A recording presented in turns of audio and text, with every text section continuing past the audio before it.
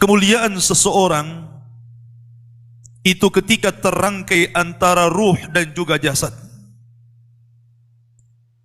Karena ketika jasad itu mengandung ruh,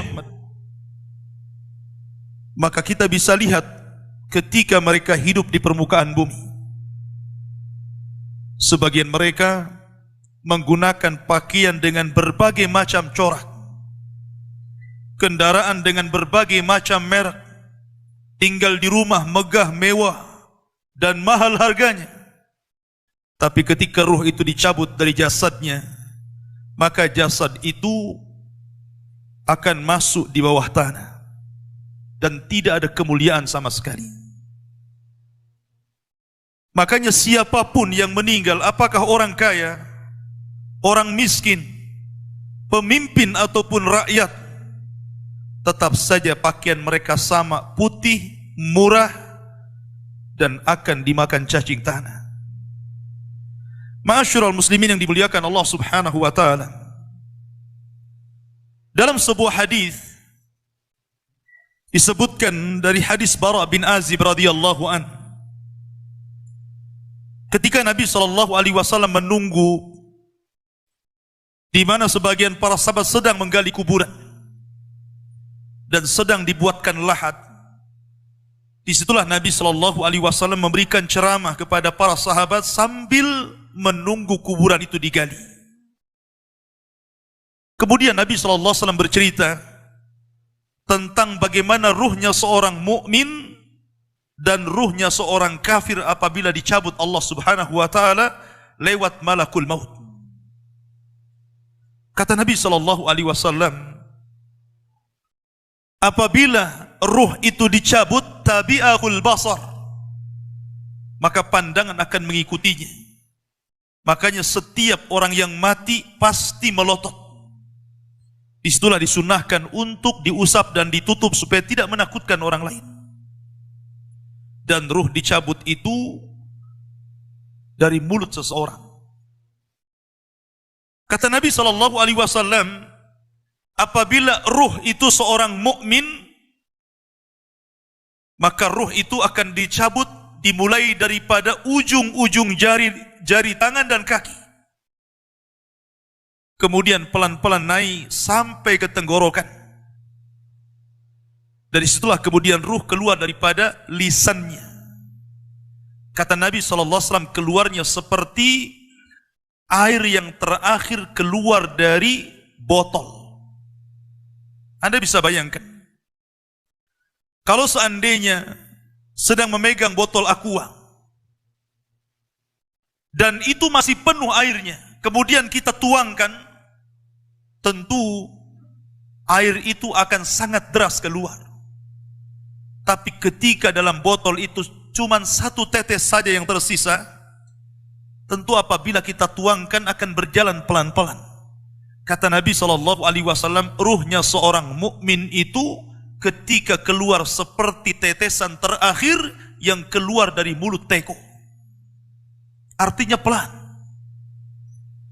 Disitulah Allah Subhanahu wa taala mengutus 3 malaikat. Pertama malakul maut, dan yang kedua malakul rahmah. 2 malaikat rahmat yang membawa kain kafan dari sorga dan hanut, wewangian dari sorga. Disitulah 2 malaikat ini membisikkan di telinga orang yang sedang sakaratul maut dari ruh-ruhnya orang-orang yang beriman. Dan mengatakan, irji'i ila rabbiki radiyatan mardiyah. Keluarlah dan kembalilah kepada keridhaan Allah Subhanahu wa taala. Maka ketika itu ruh tercabut oleh malakul maut, kemudian diletakkan di kain kafan dari sorga, kemudian baunya sampai membumbung ke langit. Para malaikat yang di langit bertanya, itu ruhnya siapa? Maka sebagian mereka mengatakan, ruhnya fulan ibn fulan. Maka pintu langit pertama dibuka, kedua, ketiga, keempat, kelima, keenam, sampai ke-7. Di sini Allah Subhanahu wa taala berfirman, letakkan catatan amalnya di tempat yang paling tinggi fil illiyin, dan kembalikan ruh ke dalam jasadnya. Akhirnya kemudian para malaikat ini pun mengembalikan ruhnya ke dalam jasadnya. Ketika ruh itu sudah menyatu lagi dengan jasadnya, kemudian dia tersadar, kata Nabi SAW, dia sempat mendengar suara terompah orang-orang yang mengantarnya. Ketika suara terompah orang-orang yang mengantarnya semakin jauh, kemudian keluar dari areal kuburan, disitulah dua malaikat yang disebutkan dalam riwayat Munkar dan Nakir bertanya tentang 3 perkara. Pertama bertanya tentang man rabbuka, siapa Tuhanmu. Yang kedua, wa ma nabiyuka, siapa nabimu. Dan yang ketiga, wa ma dinuka, apa agamamu. Maka Allah Subhanahu wa taala gambarkan orang-orang yang beriman, yuthabbitullahu alladhina amanu bil qauli tsabit. Bahwa orang-orang yang beriman itu Allah mantapkan jawabannya. Apabila ditanya siapa Rabbmu, maka dia akan bertanya Allah. Apabila ditanya siapa nabimu, maka dia akan menjawab Muhammad sallallahu alaihi wasallam. Apabila ditanya apa agamamu, maka dia akan menjawab Islamlah agamaku. Ketika dia sanggup menjawab, tiba-tiba penyuruh dari langit mengatakan, sadaqa abdi, hambaku telah benar. Kemudian Allah Subhanahu wa taala berfirman, bentangkan kuburan itu seluas-luasnya. Kemudian hembuskan angin dari sorga. Maka tiba-tiba kuburan itu meluas. Kemudian angin dari sorga masuk ke dalam kuburan. Disitulah datang seseorang yang sangat tampan sekali, yang sangat indah sekali, yang sangat luar biasa tutur katanya. Tiba-tiba datang kemudian mengajak bicara, ngobrol. Tanpa terasa kemudian kiamat sudah dibangkitkan. Maka orang ini bertanya, siapa kamu? Kenapa kamu asik sekali berbicara dan ngobrol dengan saya? Maka orang ini mengatakan, ana amalukas saleh. Sayalah amal solehmu. Sayalah solatmu. Sayalah puasamu. Sayalah kiraatul Qur'anmu. Sayalah birrul walidainmu. Sayalah zikirmu. Dan begitu seterusnya. Maka ketika itu dia berdoa kepada Allah Azza wa Jal, ya Rabb aqimis sa'ah, ya Rabb segerakan bangkitkan kiamat agar aku bisa kembali kepada harta dan keluargaku. Ini gambaran ruhnya seorang mukmin. Tapi gambaran ruhnya orang kafir berbeda tentunya dengan ruhnya orang mukmin. Kata Nabi SAW, ruhnya orang kafir itu dicabut seperti seseorang menancapkan pisau seperti cerulit ke dalam kambing wol. Kemudian bulunya disiram oleh air. Ketika pisau yang berbentuk bengkok itu dimasukkan ke dalam bulu wol yang sangat tebal, kemudian bulu itu disiram air, kemudian dipaksa dicabut, maka tentu akan merontokkan seluruh bulu-bulunya. Begitulah gambaran Nabi SAW. Ruhnya orang kafir apabila dicabut seperti itu, akan merasakan sakit yang luar biasa. Disitulah kemudian diutus 3 malaikat, 1 malaikat maut dan 2 malaikat azab. Malaikat azab ini terus membentak-bentak ruh yang akan keluar itu dengan mengatakan, ukhruji ila sakhatim minallahi wa ghadabi. Keluar engkau kepada kemarahan Allah Subhanahu wa taala dan kemurkaannya. Dari situlah ruh tidak mau keluar. Tapi tetap saja oleh malaikat maut dipaksa keluar sehingga dia merasakan sakarat, merasakan rasa sakit yang luar biasa.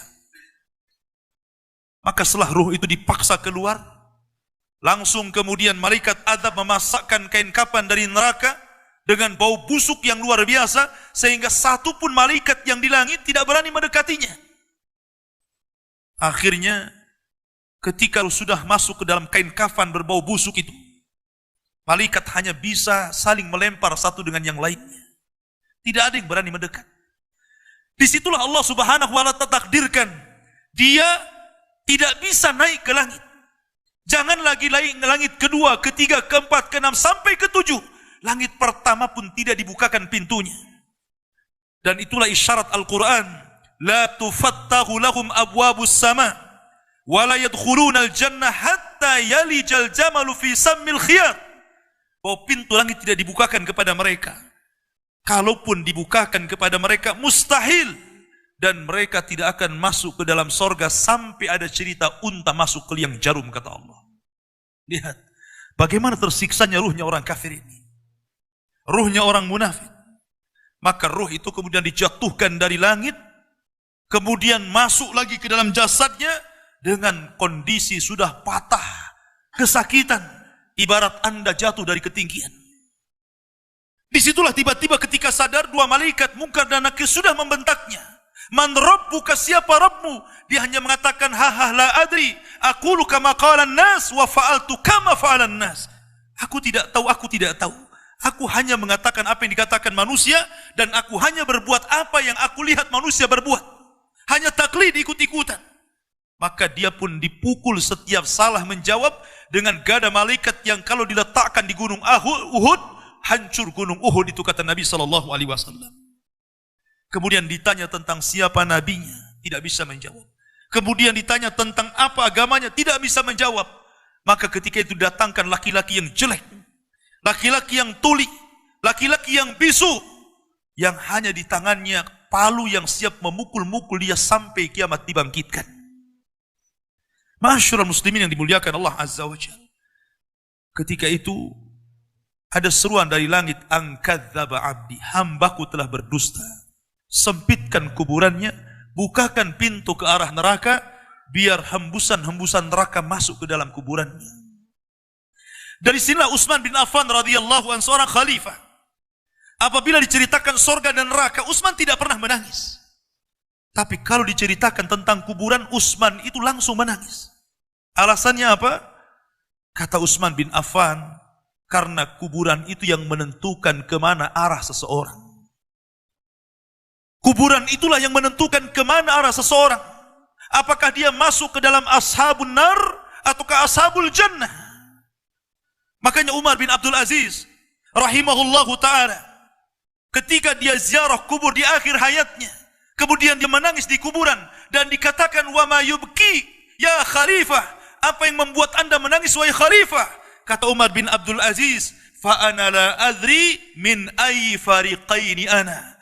Soalnya aku tidak tahu dari kelompok mana saya.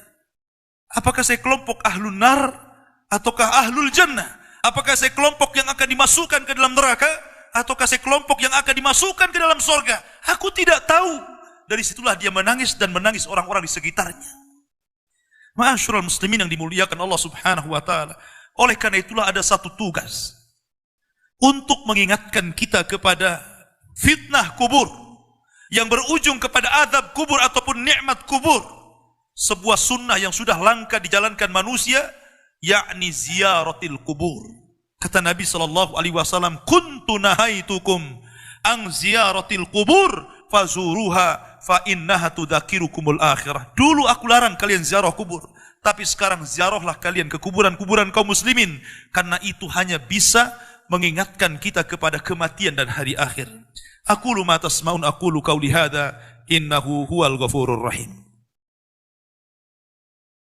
Wassalatu wassalamu ala Rasulillah wa ala alihi wa sahbihi wa mawalah, wa la haula wa la quwwata illa billahi wa ba'du.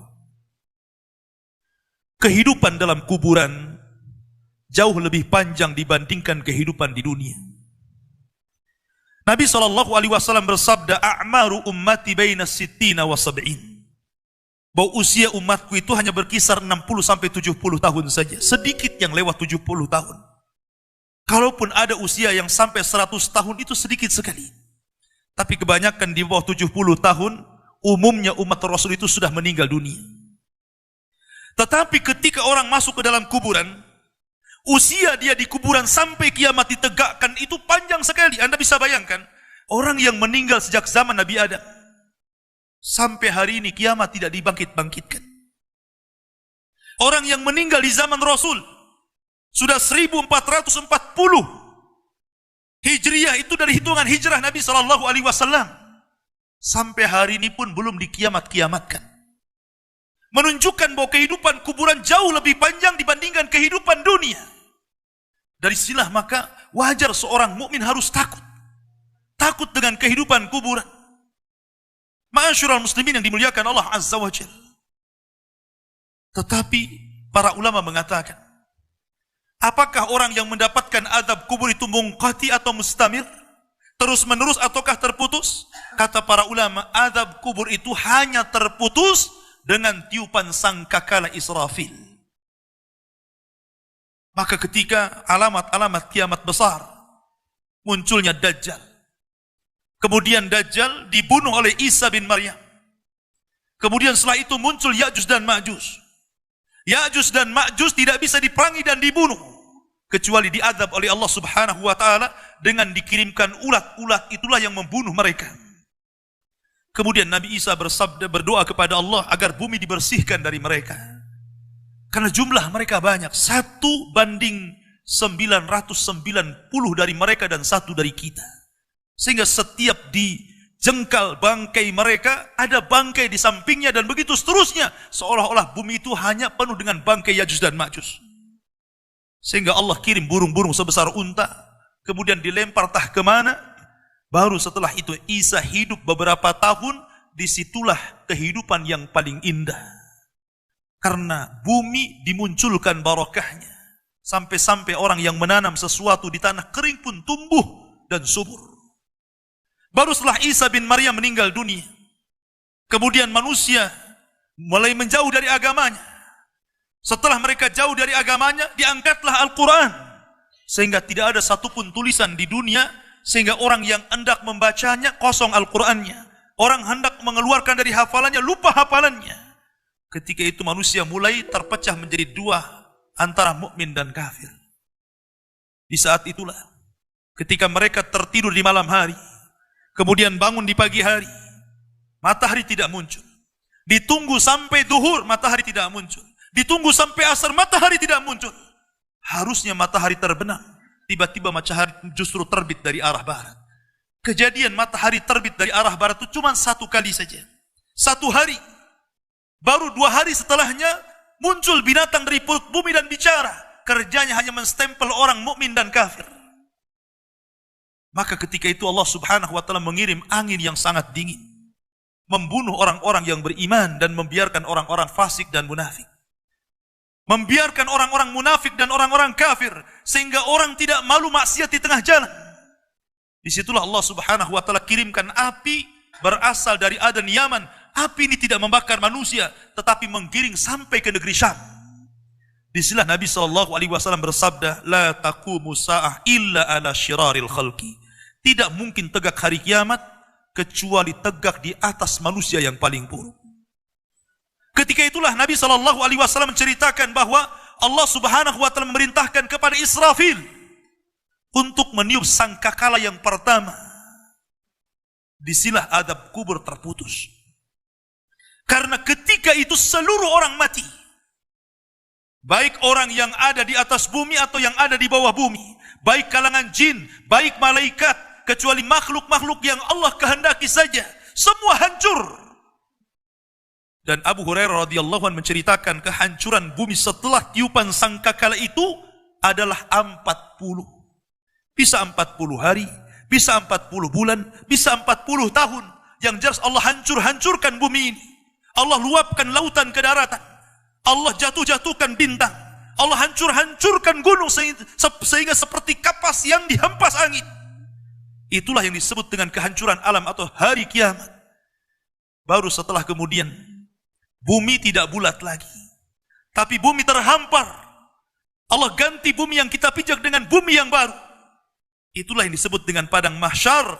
Maka disitulah Allah Subhanahu wa taala memerintahkan Israfil untuk meniup sangkakala kebangkitan.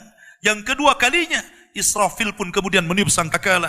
Maka dari situlah manusia keluar dari perut bumi. Wa akhrajatil ardu athqalaha. Allah keluarkan beban-beban beratnya. Disitulah orang-orang yang beriman, ketika mereka muncul dari kuburan, maka mereka akan berkumpul dengan keluarganya. Allah mengatakan, alladzina amanu wattaba'athum dzurriyyatuhum biimanin alhaqna bihim dzurriyyatuhum. Orang-orang yang beriman, kemudian keimanan diikuti oleh keluarganya, oleh istrinya, oleh suaminya, oleh bapaknya, oleh anak-anaknya, oleh cucu-cucunya. Maka ketika mereka dibangkitkan dari kuburan, mereka langsung berkumpul menjadi satu keluarga. Dan itu sebuah ketenangan.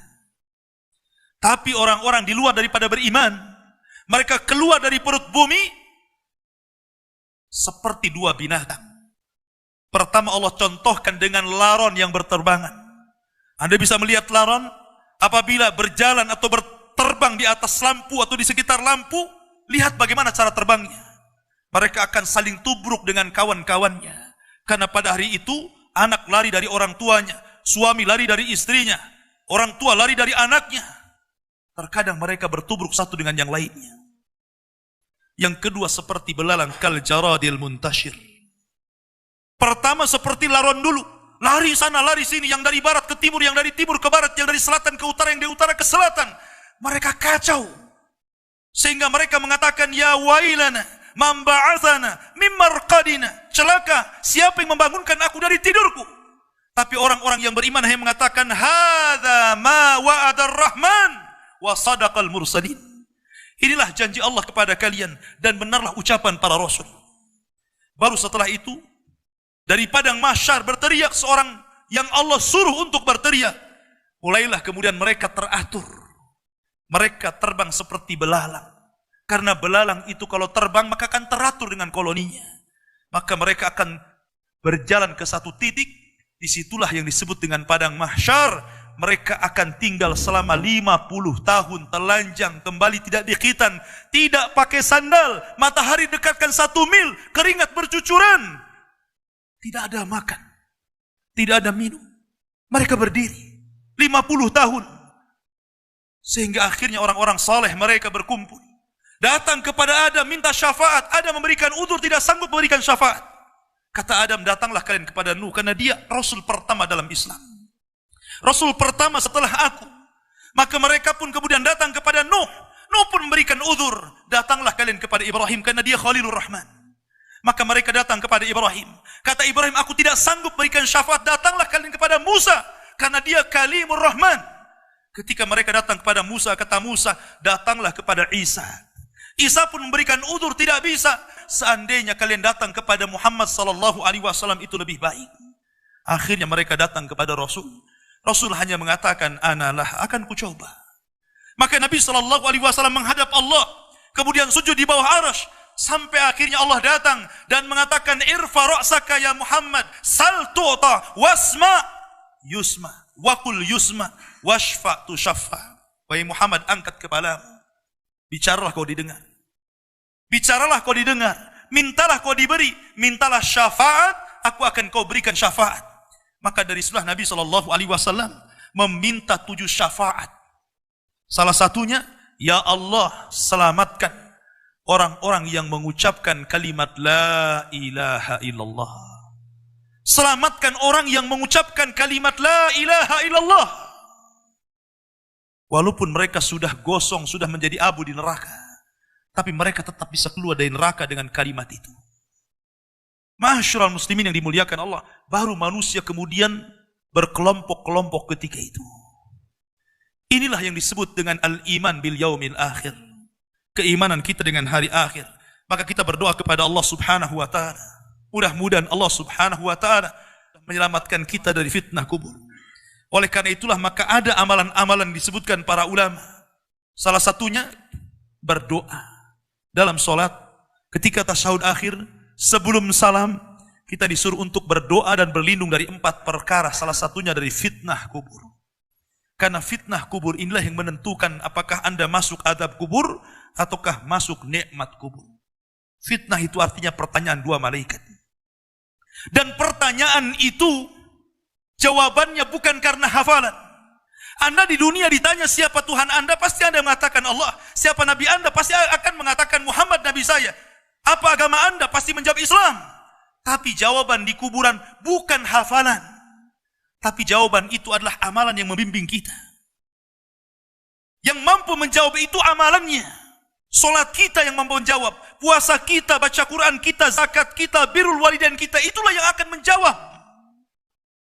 Karena hanya orang-orang yang beriman yang mantap jawabannya. Tapi orang munafik sekalipun sangat hafal di dunia, belum tentu dia sanggup mengucapkannya, sama seperti mengucapkan kalimat la ilaha illallah detik-detik sakaratul maut.